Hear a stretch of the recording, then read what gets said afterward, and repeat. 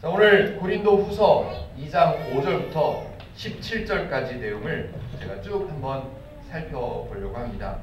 잘 들어보시면 도움이 될 것 같습니다. 성도입니다. 고린도전서와 고린도후서를 계속해서 살펴보면서 성도에 대해서 계속해서 강조를 하고 있습니다. 분명한 것은 믿음이 크던 우리 표현으로 믿음이 크던 믿음이 작던, 제가 그런 표현은 맞지 않다고 말씀을 드렸지만 우리 습관대로 표현해 봅니다. 우리 믿음이 크던 믿음이 작던, 아니면 교회를 오래 다녔던, 수십 년을 다녔던, 아니면 교회를 오늘부터 다니던, 교회를 여러 번 다녔든, 이 교회 저 교회를 다녔든, 어떤 교회를 다녔든 간에 분명한 것은 저와 여러분들은 성도라는 것입니다. 왜 제가 분명하다고 말씀드릴 수 있냐? 성경을 볼 때, 성경을 근거해서 성도라는 것은 우리가 결정해서 성도가 된 것이 아니라 하나님께서 그냥 조건을 따지지 않고 불러주셔서 저와 여러분들을 성도라고 인정해 주셨기 때문에 저는 여러분들하고 개인 면담을 해보지 않아도 확신할 수 있습니다. 저와 여러분들은 분명히 성도입니다. 그렇다면 성도가 된다는 것은 무엇을 뜻할까요? 나는 성도가 아니었었는데 성도가 되었다라고 생각하면 그 의미는 뭘까요? 내가 성도가 됐다고 하는 것은 표현하기 쉽게 성도가 아닌 사람을 비성도라고 한번 표현해 봅시다. 성도하고 비성도하고는 뭐가 다른 걸까요? 성도하고 비성도하고는 도대체 뭐가 달라서 성도라고 하고 성도가 아니라라고 말하는 걸까요? 성도하고 성도가 아닌 사람들의 다른 점. 주일이 되면 주일을 일주일 안에 있는 월화수목금토 다음에 있는 그 날을 성도는 주일이라 부르고 비성도는 일요일이라 부르고 그 차이 뿐일까요? 물론 차이가 있죠. 우리는 주일이라 그러고 하나님을 모르는 사람들은 일요일이라 부릅니다. 네, 그런 차이도 있습니다. 또 그 주일이 되면 성도가 아닌 사람들은 놀러 가고 성도인 사람들은 교회 가고, 네, 그 차이도 있습니다. 그런데 그 차이만 있을까요? 이력서를 만들 때 종교란에다가 기독교에다가 체크하고 성도가 아닌 사람들은 다른 데다가 체크하고 그 차이만 있을까요? 성도와 비성도, 우리 표현으로, 오늘 표현으로 성도와 비성도는 분명히 다릅니다. 분명히 다른데 그 다른 것을 잘 모르고 있는 거죠. 성도와 비성도는 달라도 너무 다릅니다. 그런데 그 너무 다른 것을 모르고 살아가는 성도분들도 많고 그 차이점을 모르고 있는 비성도분들도 많습니다. 이런 거죠. 성도가 아닌 사람이었다가 성도가 되었다면 그 다르다는 것을 배우는 거예요. 무엇을 생각할 때도, 무엇을 판단할 때도 나는 성도지, 성도라는 것이 그 판단에 영향을 미칠 수 있다는 거예요. 그래서 다른 거예요. 어떤 행동을 할 때도 성도가 아니었던 사람이었을 때 하고는 성도가 된 이후로는 어떤 결정을 할 때도 달라지는 거예요. 어떤 사람을 대할 때도 달라지는 거예요. 그 모든 것들이 다 달라지는 것, 다른 것, 그것을 성도가 되었다라고 표현하는 겁니다. 그런데 안타깝게도, 안타깝다고 얘기하면 좀 죄송하지만 어쨌든 안타깝게도 그 다른 점을 잘 모르기 때문에 나는 성도네 라고 말했다가도 주눅이 드는 거예요. 왜? 성도라는 것을 잘 모르니까. 성도가 뭐요? 당신이 그러고도 성도요? 지난주에 주일도 빼먹어놓고 무슨 성도요? 라고 말하면 주눅이 드는 거예요. 왜? 성도가 뭔지를 모르니까. 뭐가 다른 건지를 모르니까 주일날 교회 가고 교회 안 가고 이 차이로만 생각한다면 교회 못 간 날은 주눅이 드는 거예요. 내가 성도가 맞나? 이렇게요. 예를 들면 이런 거죠. 우리 어른들은 그런 얘기를 합니다. 지성이면 강천이라 그걸 믿고 있어요. 하나님을 모르는 사람들은 지성이면 감천이라. 우리 자식들이 잘 되려면 하늘의 감동을 줘야 돼. 그래서 막 정만수 물을 한 그릇 떠놓고 달밤에 뭐 비나이다. 그렇게 하면 하늘이 감동받아서 무언가를 줄 거다라고 생각했었다면 성도가 된 사람들은 그게 아니라 하나님이어야 되는구나 라고 생각이 달라지는 거예요. 이거를 보고 성도가 되었다라고 말하는 거예요. 성도가 아닌 사람들은 내가 저 사람을 이겨야 내가 먹고 살 수 있지. 내가 저 사람을 누르고 올라서야 내가 저 사람보다 더 많이 벌어야, 저 사람보다 더 열심히 뛰어야, 저 사람보다 더 덜 자고, 저 사람보다 더 애쓰고, 저 사람보다 더 수고해야 내가 저 사람을 이기지. 그래야 내가 먹고 살지. 내가 더 높아지지 라고 생각했었다면 성도가 된 사람은 저 사람을 이기지 않아도 나는 풍성한 사람으로 살 수 있구나 를 생각하는 사람, 그런 사람을 보고 성도라라고 말하는 겁니다. 지금 제가 말씀드린 것처럼 성도와 성도가 아닌 그냥 사람들은 많이 다릅니다. 그 다른 것들을 사도 바울은 한 가지 한 가지 알려줍니다. 뭐를? 고린도전서와 고린도후서를 통해서 고린도 지역에 있는 성도들에게, 성도임에도 불구하고 성도인 것을 잘 모르는 사람들에게 편지를 써서 가르쳐줍니다. 사도 바울은 안타까운 마음을 갖고 있습니다. 뭐가 있냐면 성도를 향해서 이렇게 표현해줍니다. 성도는 하나님께서 다 준 사람들이라. 바꿔서 얘기하면 성도는 다 받은 사람이라고 성경을 표현합니다. 성도라서 다 받았다는 것을 가르쳐주는 거예요. 그런데 이런 거지. 예를 들면 성도가 아닌 사람에게, 비성도인 사람, 하나님을 모르는 사람이 만약에 다 가졌다고 생각을 해봅시다. 그러면 나는 다 가졌어 라고 생각하는 비성도일 경우의 사람을 생각해보면 나 다 가졌어 라고 목에 힘을 주는 거죠. 그래서 다 갖지 못한 사람들하고 비교하는 거죠. 다 갖지 못한 사람들하고 비교해서 저 사람들을 낮추는 거죠. 내가 높아져야 되니까. 그리고 다 가졌다고 생각하는 사람, 거기서 만족하지 않고 더 가지려고 주변에 있는 사람들을 더 밟죠. 더 높아지기 위해서 더 밟아댑니다. 그래야 내가 더 높아질 수 있다고 생각하니까. 비성도일 경우에는 다 가졌다고 생각할 때 그렇게 된다는 말입니다. 그런데 성도는 다릅니다. 성도에게 하나님께서 다 주셨다라고 말씀해놓고 다 가진 성도이기 때문에 주변의 사람들을 돌아볼 수 있다고 설명합니다. 나는 다 가진 사람, 다 받은 사람이니까 옆에 다 갖지 못한 사람을 도와줄 수 있는 것이 성도다라고 가르쳐줍니다. 나는 다 알기 때문에 하나님을 이제 알게 되었어. 하나님을 몰랐다가 이제 하나님께서 구원을 주시고 은혜를 주시는, 나를 보호하시는, 나를 함께 하시는 그런 분 하나님을 알게 되었어요. 그렇다면 다 알게 되었기 때문에 다 알지 못하는 사람을 돌아볼 수 있는 사람이 성도다라고 가르쳐줍니다. 지난주 그 전 조금만 돌이켜볼까요? 고린도 전서에서 하나님의 질서를 가르쳐줬고요. 하나님의 방법, 하나님의 성도를 부르심, 이런 것들을 가르쳐줬습니다. 고린도 전서에서. 그리고 고린도 후서로 넘어왔습니다. 고린도 후서 1장 후반부와 2장 4절까지를 지난주에 살펴봤습니다. 그런데 사도 바울이 고린도 지역의 성도들에게 이렇게 말합니다. 야, 내가 너네들한테 가려고 계획을 했었어. 그런데 내가 고민해보니까 안 가는 게 낫겠더라. 그래서 결정했어. 안 가기로. 이게 미안해서 하는 말이 아니라 너희를 위해서 내가 안 가기로 결정했다라고 말하는 거예요.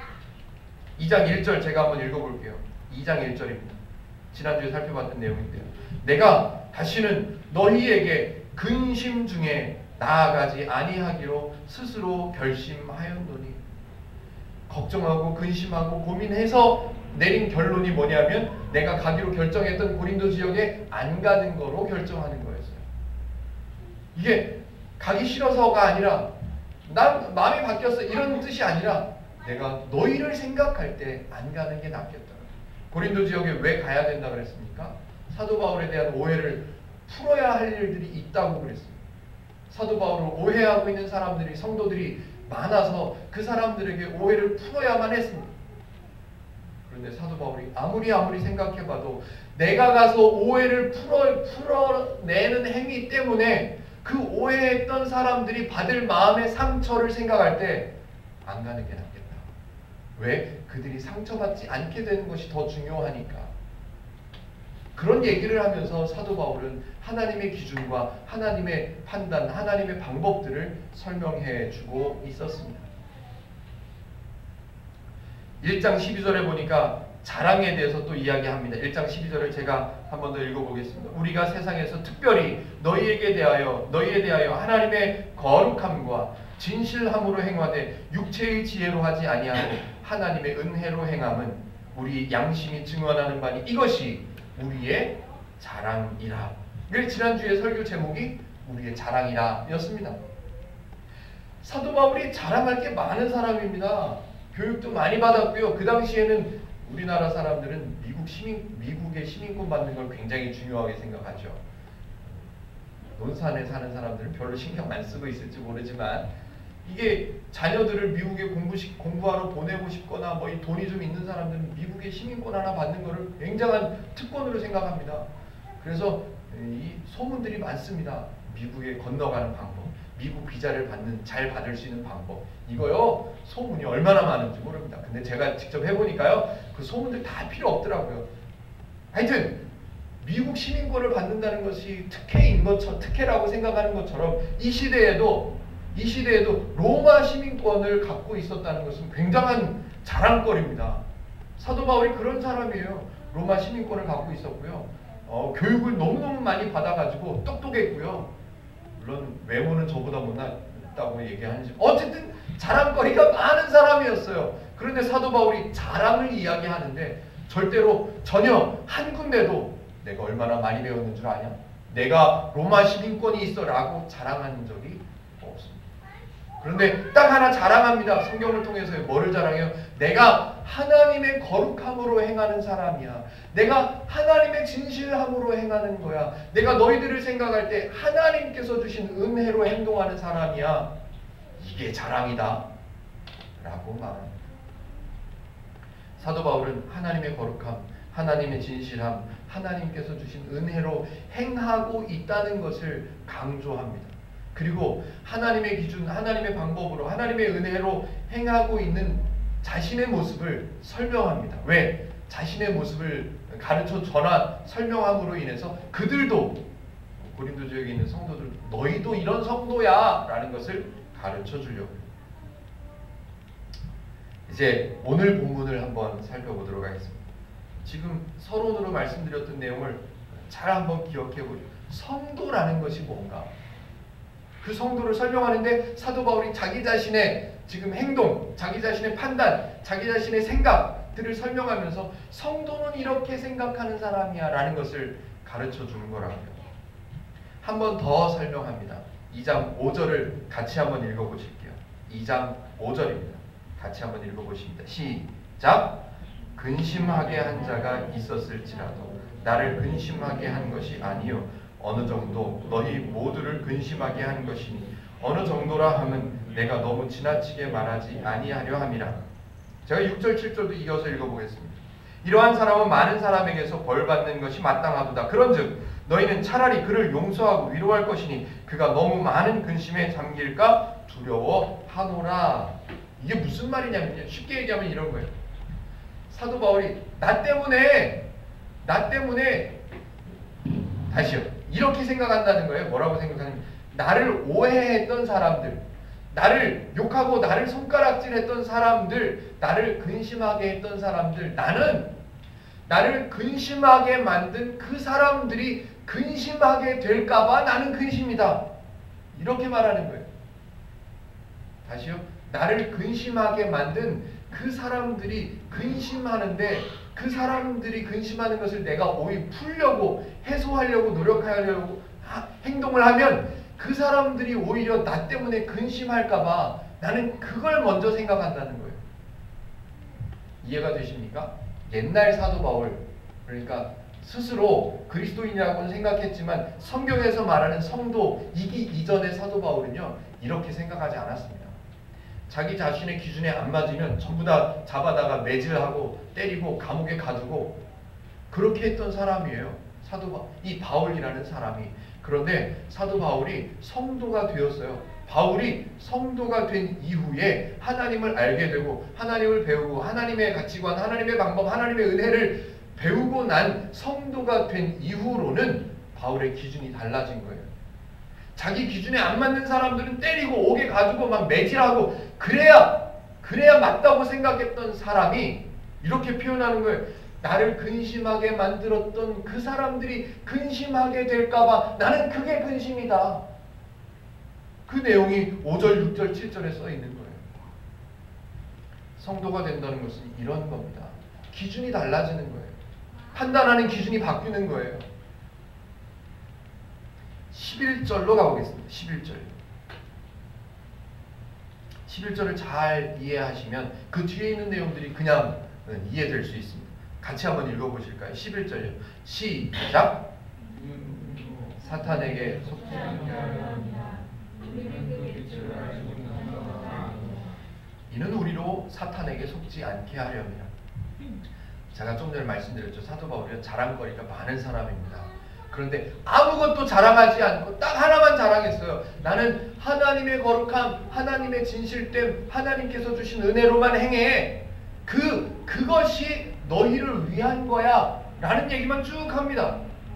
그 얘기를 쭉 하다가 갑자기 생뚱맞게 내가 이렇게 하는 이는 하면서 11절에 이는 우리로, 너희들과 나를 포함한 우리로 사탄에게 속지 않게 하려 함이라. 굉장히 강한, 그죠? 굉장히 강한 표현을 생뚱맞게 덜렁 내놓습니다. 왜 이렇게 표현을 했을까요? 지금까지는 온순하게, 어떻게 보면 온순하게 설명했어요. 나는 너희를 위해서 생각하는 사람이야. 나는 하나님의 기준으로, 하나님의 방법으로 행하는 사람이야. 나는 니네가 걱정될까봐, 니네가 근심할까봐, 나를 근심하게 만들었던 그네들이 근심하게 될까봐 나는 그게 근심이다. 그래서 안 가기로 결정했어 라고 말하다가 갑자기 내가 이렇게 하는 이유는 사탄에게 속지 않게 하려 한다고 이렇게 중간 결론을 맺습니다. 중간 결론을. 좀 우리 지금 살고 있는 시대에도 이렇게 표현하는 건 좀 두렵잖아요. 그래서 하나님을 잘 모르는 사람들이 막 끌어당길 때 이런 표현을, 사탄에게 당하면 안 돼. 사탄에게 지지 않기 위해서는 우리가 열심히 노력해야 돼. 금식 기도를 해야 돼. 막 헌금을 더 해야 돼. 뭐 이런 것들을 얘기하는, 사탄을 빌미로 이렇게 설명하면 왠지 쫄아가지고 절대로 쫄 필요가 없다고 제가 말씀을 드렸었습니다. 기억하실려나 모르겠지만 사도 바울도 알아요. 그런데 사탄에 대한 이야기를 끌어옵니다. 왜냐하면 알으라고, 좀 더 이해를 잘 해달라고. 사탄을 끌어들여서까지 설명하려고 하는 것을 제가 이제부터 한번 설명해 보려고 합니다. 12절부터 17절까지의 내용인데요. 제가 12절부터 17절까지의 내용을 보기 전에 제가 이렇게 밖에서부터 한번 들어와 보겠습니다. 이렇게 한번 설명해 보죠. 신앙에는 목표가 있어야 됩니다. 그런데 목표를 설정을 하는 그 과정이 너무너무 중요한 거예요. 예를 들면 우리 교회는 1년 안에 200명을 전도한다. 이런 목표를 세웠다고 해봅시다. 이게 굉장히 거룩해 보이고 하나님의 뜻인 것 같고 하나님의 명령인 것 같고, 그래서 교회마다 올해는 몇 명 전도 목표 이런 것도 세우고요. 올해는 성경 읽도 이런 목표들을, 거룩한 목표들을 세웁니다. 그런데 그 목표가 성경적으로 볼 때 맞냐 그거예요. 그 목표가 맞냐 그거예요. 왜냐하면 왜 이 목표에 대한 얘기를 제가 강조하냐면, 어디에다 목표를 두느냐에 따라서 내 생각이 달라지고요, 내 판단이 달라지고 내 행동이 달라지는 거예요. 내가 전도하는 데 목적을 둔다. 그러면 그쪽으로 전부 다 합리화되고 다 맞춰지고 성경 볼 때마다 거기에다 맞는, 거기에 어울리는 성경 구절을 보게 되고요. 성경에서 뭘 말하는지는 둘째치고 내가 전도의 목적을 삼았으면, 목표를 삼았으면 전부 다 거기다가 맞추는 거예요. 오해되고 왜곡되고, 소리를 좀만 줄여줘. 그런 거죠. 그래서 성도가 된 사람들이 신앙의 목표를 어떻게 설정하는가가 너무너무 중요한 거예요. 나는 올해 교회를 다니면서 나는 이거를 이루어야지, 우리 남편을 아니면 우리 이웃을 전도해야지 라는 목표를 설정해버리면 성경을 봐도 다 거기로만 보이고 그쪽으로만 보이는 거예요. 아니요. 사도 바울이 자기가 신앙생활하고 자기가 성도 되었을 때 목표를 어디에다 두었냐에 따라서 사도 바울의 행동이 달라지는 거예요. 전혀 엉뚱한 목표를 세우면 신앙이 전부 다 엉뚱해지는 거예요. 신앙의 목표를 전혀 엉뚱한 데다 세워놓으면 내 행동, 내 생각, 내 판단, 나의 모든 것들이 엉뚱하게 가는 거예요. 교회를 열심히 다니긴 다니는데 엉뚱하게 가는 거예요. 엉뚱한 목표를 세워서 엉뚱한 데를 엉뚱한 방향으로 가게 되면 전혀 필요하지 않는 수고를 하게 되고요. 전혀 성경에서 말씀하지 않는 헌신이 필요하다고 생각하는 거고요. 전혀 필요 없는 노력을, 헛수고를 낭비하게 되는 거죠. 성도의 목표는 행복누린교회에서 늘 강조하듯이 성경에서 말씀하시는 성도의 목표는 하나님을 아는 것입니다. 더불어서 하나를 덧붙인다면, 만약에 행복누린교회 이제 모토가 주보 제일 앞에다 써놓은 것처럼 행복누린교회는 하나님의 말씀인 성경을 바르게 이해하기를 힘씁니다 라고 써놓았는데, 거기에서 우리가 한 걸음을 더 나간다면 이렇게 표현할 것 같습니다. 사도 바울의 입장에서 설명해 보는 거예요. 내 목표는 하나님을 바르게 아는 것, 이게 첫 번째 목표고, 두 번째 목표는 내 주변에 있는 사람들에게 하나님을 바르게 알아갈 수 있도록 섬기는 것, 이것이 두 번째 바울의 목표입니다. 그래서 사도 바울은 계속해서 고린도전서와 고린도후서를 통해서 계속해서 설명하는 거예요. 그런데 잘 한번 더듬어 보십시오. 고린도전서, 고린도후서를 시작했습니다. 그 안에 우리가 생각하는 보통 목표, 무슨 올해는 200명 전도, 아니면 일반 사업체 같은 경우는 올해는 몇 억, 올해는 어느 기업의 해외에 수주를 받아내는 것, 이런 것들을 목표로 삼았다고 해봅시다. 그러면 그 직원들의 업적을 칭찬해야 돼요. 업적을 세워줘야 돼요. 비교해야 됩니다. 오창수 씨는 이렇게 올해 별로 한 일이 없네. 이쪽에 있는 지금 이분은 업적이 엄청나. 이걸 비교해야 돼요. 그리고 이쪽을 칭찬하고 이쪽을 야단쳐야 돼요. 왜냐하면 목표가 있으니까, 목표가 버는 거니까 비교해야 됩니다. 목표가 200명 전도다. 그러면 교회 안에서도 비교해야 됩니다. 아무개 권사님은 몇 명을 전도했고, 김 집사님은 하나도 전도를 못했네 올해. 비교해야 돼요. 그러면 기분 좋은 사람이 생기는가 하면 상처받는 사람이 생기는 거예요. 성경에서는 그렇게 말하고 있지 않아요. 어느 정도냐면 나를 근심하게 한 사람들이 근심하게 될까봐 나는 그게 근심이다, 이렇게 얘기할 정도예요. 그런데 교회마다 목적이 엉뚱한 데 세워집니다. 우리 교회는 올해 200명이 목표야, 300명이 목표야. 이를 위해서 모든 성도들이 합심해서 길거리 나가서 뿌려야 돼요. 길거리 나가서 뿌려야 되고, 만나는 사람마다. 아니요. 교회의 목표는, 성도의 목표는 그렇게 설정되는 것이 아닙니다. 왜냐하면 성경에서 그렇게 말씀하고 있기 때문에. 사도 바울이 교회를 설명하고 성도를 설명하는 고린도전서 전체에서 1장부터 16장까지의 내용 중에서 성도들이 한 일, 성도들의 업적을 놓고 비교하거나 칭찬하거나 야단친 내용이 없습니다. 왜? 그게 중요하지 않기 때문에. 그런 것을 목표로 갖고 있지 않기 때문에 그런 내용으로 칭찬하거나 야단치거나 비교한 적이 없습니다. 잘 기억하십시오. 성도의 목표를 어디에다 세우느냐, 너무너무 중요합니다. 하나님의 목적, 성경에서 말씀하시는 하나님의 목적은 성도가 되었다면 이런 일을 완수해야 돼, 이렇게 말씀하시는 것이 없더라는 거예요.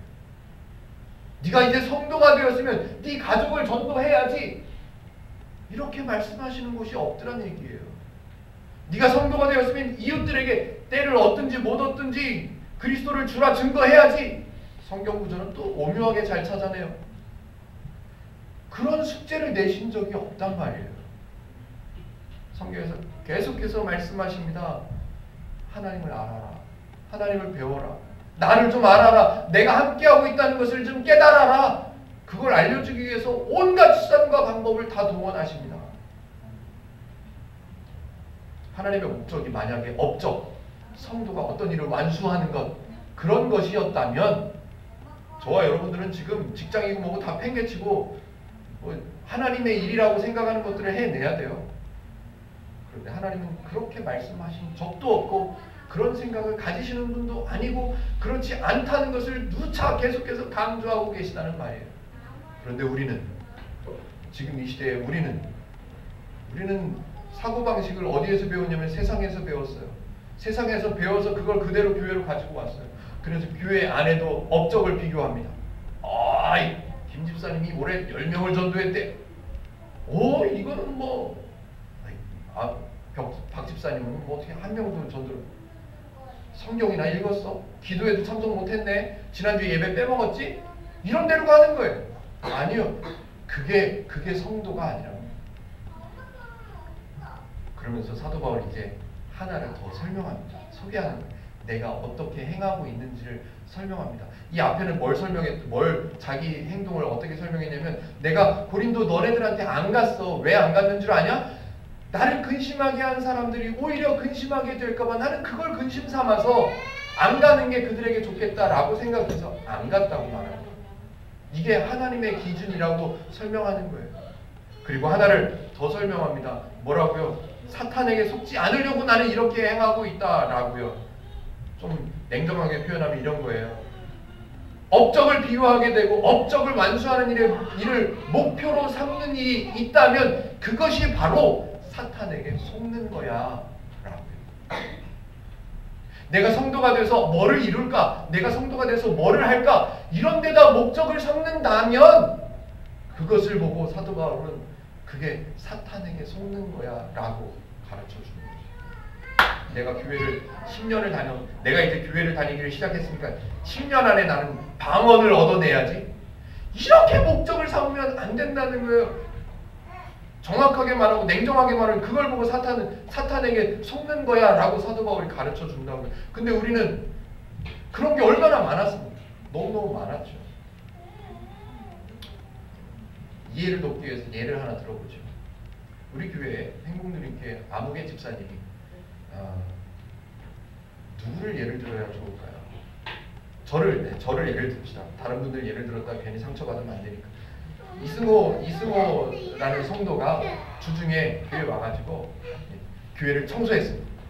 열심히 청소했어요. 열심히 삐걱번쩍하게 청소하고 쓰레기도, 화장실에 있는 쓰레기도 막 남들은 싫어해도 화장실에 있는 쓰레기도 모아다 다 청소했어요. 그래서 주일날 딱 와서 보니까 이승호라는 사람이 청소해 놓은 사람이 보니까 저 사람은 밥만 잘 먹어. 교회 가서 청소는 하나도 안 하고 저 사람은 밥만 잘 먹고 예배 시간에는 졸기만 하고 하나도 하는 것도 없으면서 교회 와가지고 성도내 하고, 아이고 나는 청소를 했는데 쟤는 안 해. 교회를 섬기는 일이 목적이 되면 그렇게 되는 거예요. 그런 걸 보고 사도 바울은 사탄에게 속는 거야 라고 얘기하는 거예요. 왜 제가 이런 예를 들어서까지 설명을 하냐 하면 이런 거예요. 교회에 와서 주중에 와서 열심히 남들은 안 하는데 청소를 했어? 그러면 어떻게 생각해야 되냐면, 너는 하나님을 배운 사람, 너는 남들을 위해서 수고해도 괜찮은 사람이라는 것을 아니까 그렇지 못한 사람, 바빠서 못 오는 사람, 아직 하나님을 잘 몰라서 그렇게까지 일하고 싶은 마음이 없는 사람들을 돌아볼 수 있기 때문에 너는 청소해도 돼 라는 생각으로 가야지. 나는 청소했는데 쟤는 안 하네? 이렇게 하지 말라는 거예요. 그 얘기를 사도 바울이 이렇게 설명합니다. 12절 13절을 한번 읽어볼게요. 이거 제가 설명하려고, 이거 12절 13절을 제가 설명해 보려고 같이 한번 읽어볼게요. 12절 13절입니다. 시작.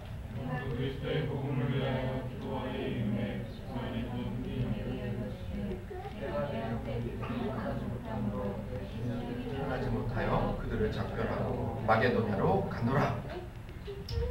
잠깐 쉬는 시간입니다. 오늘 12절과 13절을 읽어보니까 모르는 단어들이 드로아 모르시죠? 또 마게도냐 모르시죠? 오늘 우리가 읽었던 고린도 지역이는 지명이라는 모르시죠? 그래서 제가 준비했습니다. 지도를 준비했습니다. 하나씩 드리려고. 자, 모집사님 하나씩 나눠주세요. 어딘지는 알아야 그래도 사도 바울이 어디에서 어디로 갔는지 대충은 알아야 그래도 이해가 될 거 아니겠습니까? 그래서 자, 지금은 지도에서 지명 찾기 시간입니다.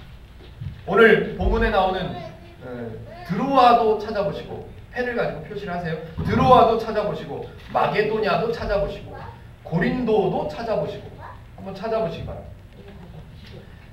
10초 드립니다. 10, 9, 8.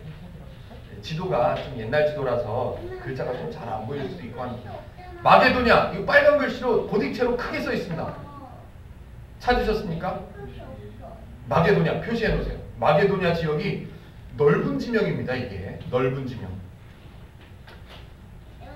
드로아 찾아볼까요? 드로아. 마게도냐에서 오른쪽 빌립보 있고요. 그 오른쪽으로 가면 뭐예요? 네아폴리라는 데도 있고요. 그 밑으로 리자에서 밑으로 조금 내려오면 섬이 있는데 그 옆에 보면 드로아 이렇게 써 있습니다. 섬 옆에 점이 찍혀 있죠. 거기가 드로아라는 얘기죠. 찾으셨죠? 그리고 사도 바울이 전에 이제 저 뒤에 나오는 여러 교회들이 나오는데 그 소아시아 지역이라고 하는데요. 그 아시아라고 하는 지역에 보면 우리가 알고 있는 지명들이 많이 나옵니다. 에베소 교회, 라오디게아 교회, 서머나 교회, 사대 교회, 두아디라 교회, 뭐 여러 교회들이 나옵니다. 거기에서 주로 사도 바울이 사역을 했었죠. 교회도 많이 세웠고요. 고린도 찾아보겠습니다. 고린도. 자, 에게해라는 바다를 건너서 왼쪽으로 건너오면 아가야라고 하는 곳이 있고요. 아가야자 야 옆에 오른쪽 밑에 보면 고린도 하고 써 있습니다. 아직 못 찾으셨나요? 지금 아시아 그 지역 말고 마게도냐 밑에 보면 빨간 글씨로 아가야 써 있죠. 그 밑에 보면 겐그레아, 그 오른쪽에 보면 고린도 이렇게 써 있습니다. 우리가 지금 공부하는 지역은 고린도 지역입니다. 고린도 지역에 있는 성도들에게 편지를 쓰고 있는 거죠. 지금 사도 바울은 아시아 지역 어딘가에 있습니다. 있으면서 지금 드로아라는 곳에 갔어요. 자, 이제 12절 제가 한번 다시 볼게요. 12절 한번 보세요. 12절. 내가 그리스도의 복음을 위하여 드로아의 이름에 드로아에 갔어요. 뭐를 위해서? 복음을 전하기 위해서 드로아에 갔어요. 드로아에 갔더니 어라! 뭐라고 써있냐면 주 안에서 문이 내게 열렸으되 복음을 전할 수 있는 기회가 딱 보여요. 눈에 보여요. 아! 기회가 왔어요. 복음이 들어가지 않던 지역인데 내가 드로아에 딱 가보니까 복음을 전하기 위해서 드로아라는 지역에 딱 가보니까 복음을 전할 수 있는 기회가 생겼어요. 문이 열린 것처럼 너무너무 좋은 기회가 됐어요. 환경이 됐어요. 허락이 됐어요. 그런데 13절에 보니까 13절 보니까 내가 내 형제 디도를 만나지 못함으로 내 심령이 편하지 못하여 그들을 작별하고 드로아 지역을 작별하고 마게도냐로 갔노라. 드로아 지역에 와서 복음을 전하러 와서 복음을 전할 기회를 얻었음에도 불구하고 사도 바울은 복음을 전하는 일을 접어두고 떠났어요. 어디로? 바다 건너 마게도냐로. 왜? 뭐 때문에? 디도라고 하는 사람, 한 사람 때문에. 이게 말이 됩니까? 이거 말이 안 되는 거예요. 말이 안 되는 거예요. 우리식으로 생각해 봅시다. 우리가 전도하기 위해서, 선교하기 위해서 아프리카를 갔어요. 아프리카를 딱 갔어요. 그 선교하고 전도하기 어렵다고 그러는 아프리카 마다가스카르를 갔어요. 제가 가본 나라니까. 마다가스카르를 갔어요. 딱 갔더니 그렇게 어렵다고만 소개를 들었는데 가자마자 그 지역의 시장을 만났는데 시장하고 너무 가깝게 됐어. 그래서 내가 복음을 전하러 왔는데 얘기를 했더니 좋대요. 마음대로 전하래요. 거기다가 막 교회도 지어준다 그러고요. 막 너무너무 좋은 조건이 되었어요. 그런데 저 필리핀에 있는 어떤 형제, 나하고 같이 사역했던 내가 형제처럼 생각하는 형제 한 사람이 마음이 불편하대요. 마음이 힘들대요. 위로가 필요하대요.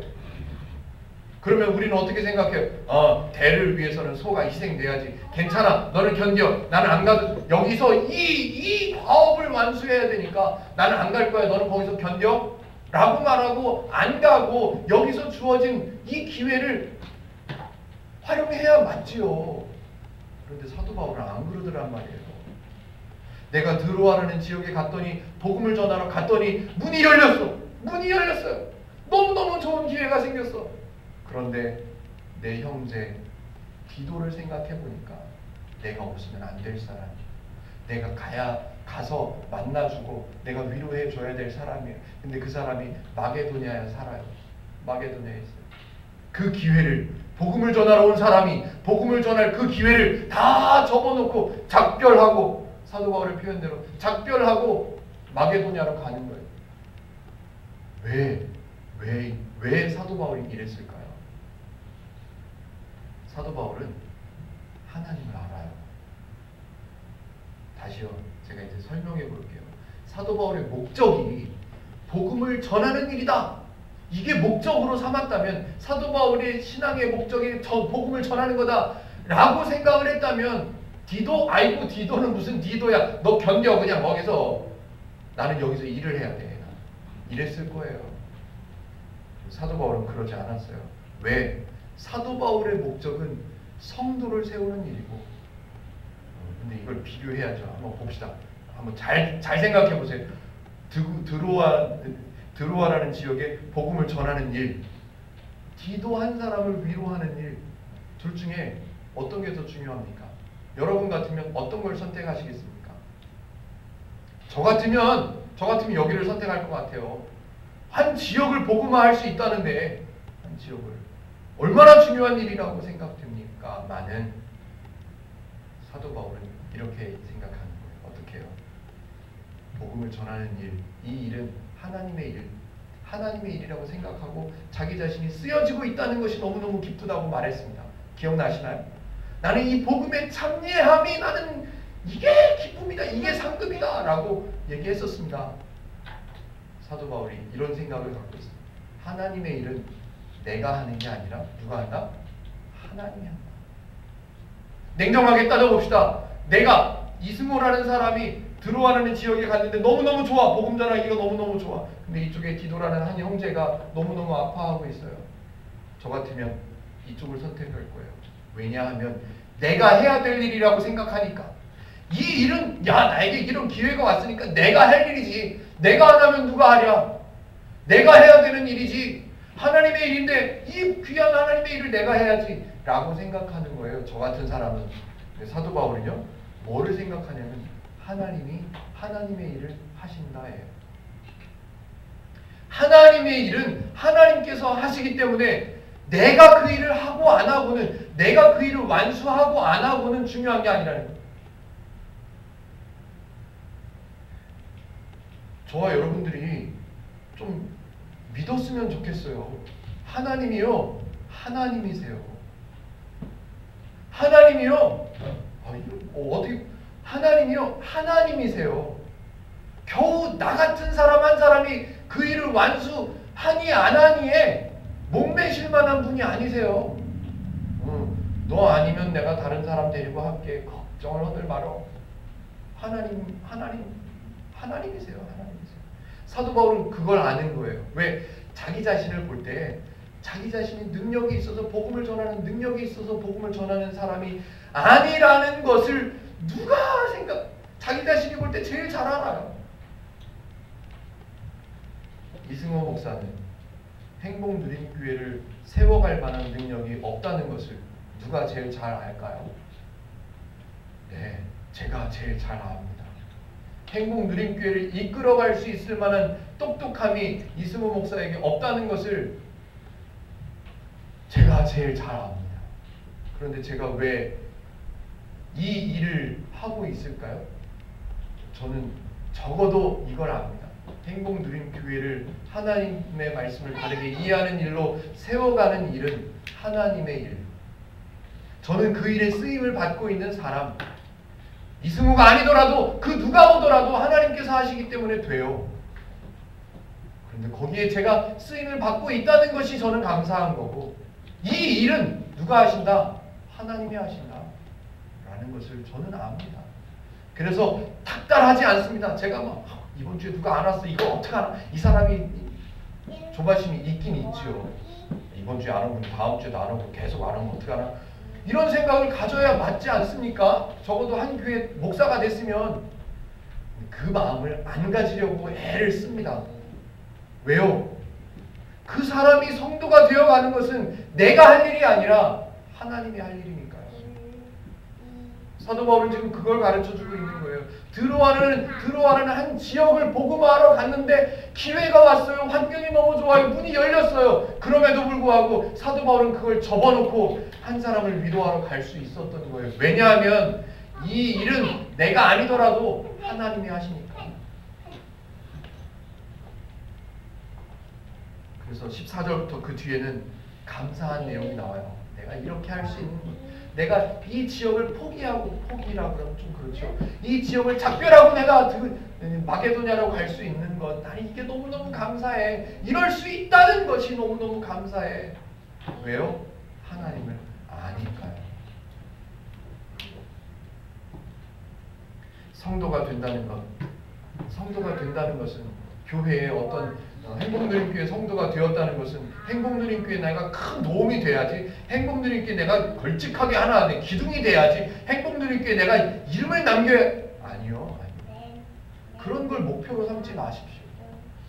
그런 걸 목표로 삼으라고 행복누림교회가 세워지는 것이 아니란 말입니다. 행복누림교회가 세워지는 이유는 저와 여러분들이 하루하루 한 주 한 주 하나님을 배워가서 내가 성도가 아니었을 때 하고 성도가 된 지금 내 생각이 조금씩 달라져가고, 나만 사는 게 아니라 나는 이미 이제 성도가 되었으니까 아직 성도인 것을 나보다 더 잘 모르는 사람들을 돌아볼 줄 아는 사람, 그런 사람이 되어가는 거예요. 그것을 성경 고린도전서에서는 하나님의 질서대로 살아라 라고 사도 바울이 표현을 했었습니다. 하나님의 명령을 완수해야 되는 사람이 성도가 아닙니다. 좀 크게 한번 얘기해 볼까요? 하나님께서는 명령하시는 분이 아니십니다. 왜요? 하나님은 하나님의 일을 하시는 분이시니까 사람에게 명령해서 그 사람으로, 특정한 어떤 사람으로 인해서 하나님께서 하실 일을, 하나님의 일을 완수해야만 된다고 닥달하시는 분이 아니란 말이에요. 그래서 하나님은 명령하지 않으십니다. 그런데 많이 들어보셨죠? 지상명령, 하나님의 지상명령, 예루살렘과 온 유대와 땅끝까지 이르러 내 복음의 증인이 되리라.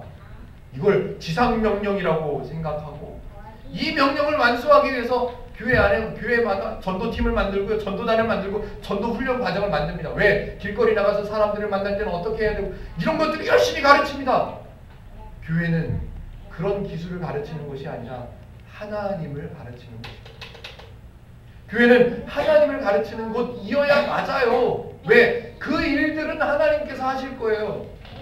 행복누림교회는 전도하는 일을 이렇게 말하면 안 되는데, 길거리 나가서 전단지 뿌리는 일을 안 한다고 그랬습니다. 그런데 한 분 한 분이 오셨어요. 우리 행복누림교회 작년 9월 2일 날 주일 첫 번째 예배 드릴 때 저희 식구들 말고 4분 계셨었잖아요. 오창호 집사님, 홍 집사님, 신 집사님, 공 집사님 4분 있었잖아요. 근데 지금 보세요. 우리 식구들 많아졌잖아요. 제가 늘 듣는 말, 늘 피드백으로 저에게 하시는 말씀들, 행복누림교회 와서 성경을 이해한다는 게 뭔지 배우고 있다. 여기 안 계시니까 제가 얘기해요. 최 집사님 늘 저만 만나면 그런 얘기 하세요. 성경을 듣는다는 것이, 성경을 이해한다는 게 참 좋다. 그 전까지는, 이거 녹음 한번 들으시면 안 되는데, 그 전까지는 얘기해도 되나? 그 전까지는 수십 년을 교회를 다녔지만 설교하는 시간 되면 졸음을 이기는 시간, 예배에 참석해서 앉아있다 견디다 오는 시간으로만 생각했었는데, 행복누린 교회 와서 성경이 들리고 성경이 이해가 돼서 너무 좋다고, 잘 고른 것 같다고, 교회를 잘 고른 것 같다고. 행복누린 교회는 하나님을 배우는 교회로 걸어갈 것입니다. 왜냐하면 하나님께서 저와 여러분들에게 어떤 과업을 이루어내라고 명령하신 것이 없다고 알고 있기 때문에 그 과업을 만들어내서, 여러분 올해는 행복누린교회가 300명이 되도록 12월 달까지 우리는 전도합시다, 이런 얘기를 안 한다는 말입니다. 대신 하나님의 일은 하나님께서 하신다라는 말이 성도는 게으르게 살아도 돼, 이런 말이 아니에요. 복음을 전하는 일에, 복음을 전하고 하나님을 가르쳐주는 일에 관심을 갖지 마, 그런 말이 아니에요. 하나님의 방법으로 하라는 말이에요. 나는 하나님을 배워가고, 나는 하나님을 오늘 이번 주에 하나님을 이렇게 배웠는데 내 주변에 아직 그 하나님을 모르는 사람이 있어. 억지로 가르쳐주는 게 아니라 그 하나님의 모습으로 대해주는 거예요. 아, 내가 참아줘도 되지. 아, 내가 저 사람한테 조금 욕을 먹어도 괜찮지. 아직 저 사람은 모르고 나는 아니까. 사도 바울이요, 이렇게 행동하고 하나님의 기준으로, 하나님의 생각으로, 하나님의 판단으로 판단해서 행동하는, 드로아 지역을 포기하고 작별하고 디도라는 사람을 위로하기 위해서 내가 마게도냐로 가는 이런 일들, 고린도 지역에 가야 되는데 나에 대한 오해를 풀어야 되는데 안 가기로 결정한 그 일들, 이런 행동들을 사도 바울이 가리켜서 한마디로 뭐라고 그러냐면요, 이게 바로 그리스도의 향기다라고 말하는. 한번 읽어볼까요? 15절이요. 15절 같이 한번 읽어보겠습니다. 시작. 우리는 구원 받는 자들에게나 망하는 자들에게나 하나님 앞에서 그리스도의 향기니라고요. 성도가 된다는 것, 성도가 아닌 사람이, 성도가 아니었던 사람이 성도가 된다는 것, 하나님을 몰랐던 사람이 하나님을 알아가는 사람이 되었다는 것은 모든 것이 다르다고 했습니다. 뭐가 다르냐? 행동하고 생각하고 판단하고 내가 무언가를 결정할 때 다른 거예요. 어떻게? 나는 구원을 얻은 사람, 나는 이제 하나님을 아는 사람, 나는 하나님의 사람.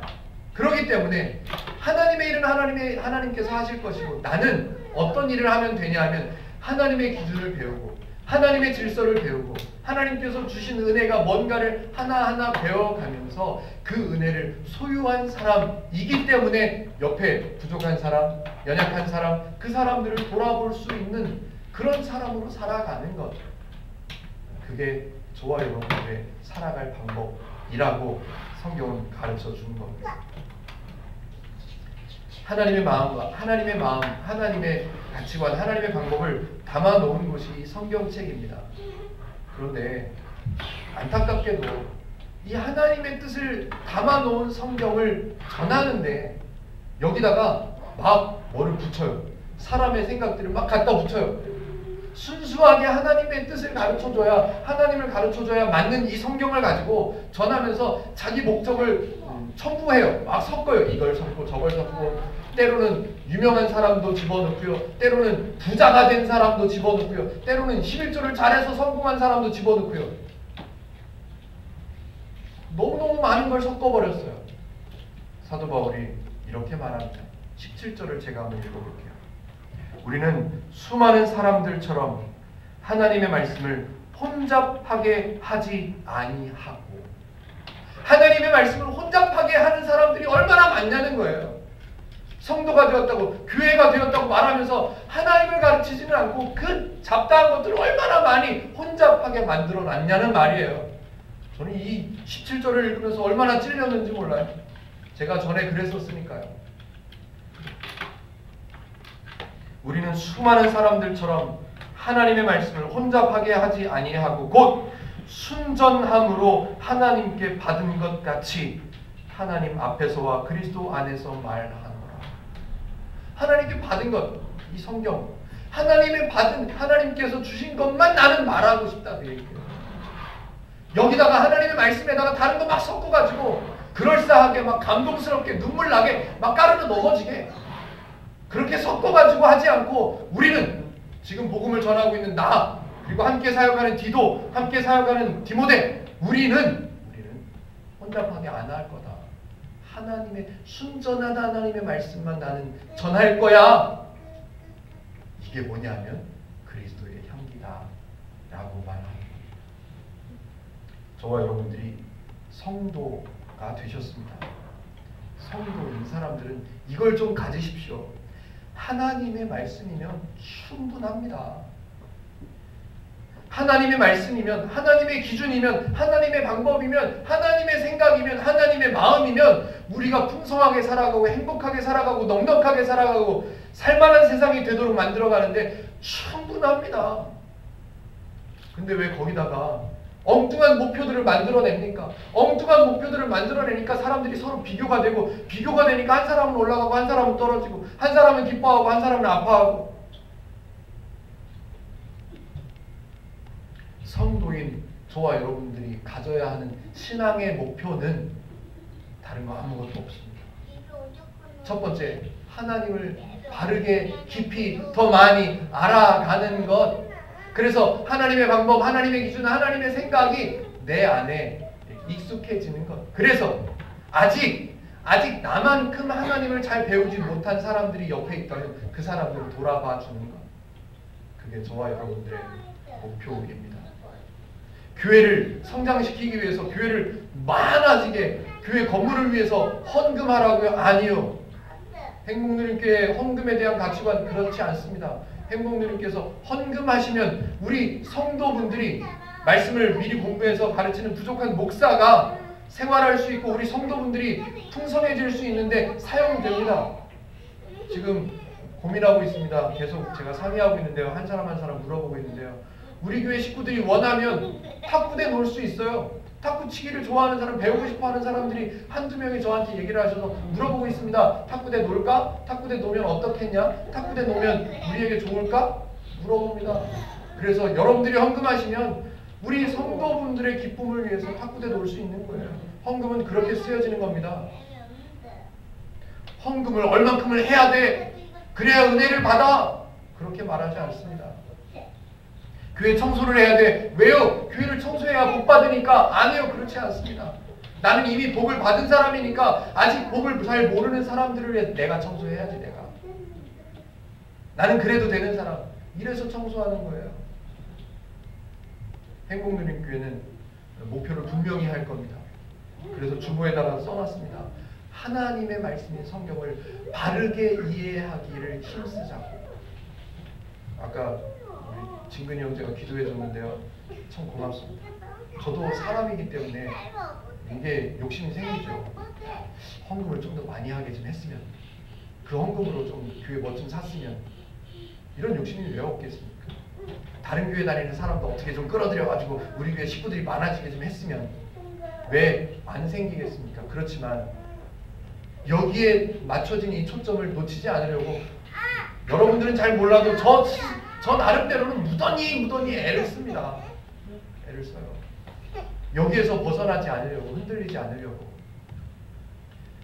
저와 여러분들이 하나님의 말씀을 바르게 배워서 하나님의 기준을 가진 성도로 세우는 일을 제가 섬기는 것, 우리 교회가 그런 일에 쓰여지는 것, 하나님의 행하심을 알고 하나님께 감사하고 기뻐하는 것, 그렇게 사는, 하나님께서 주시는 그 모든 것들을 누리면서 살아가는 저와 여러분들로 만들어내는 것, 그것이 행복누림교회 존재의 이유입니다. 저와 여러분들 모두는 성도인 것을 하나하나 더 배우셔서 성도로 살아가시는, 성도다운 성도로 살아가시는 저와 여러분들 되시기를 주님의 이름으로 축복해 드립니다. 한번 기도하겠습니다.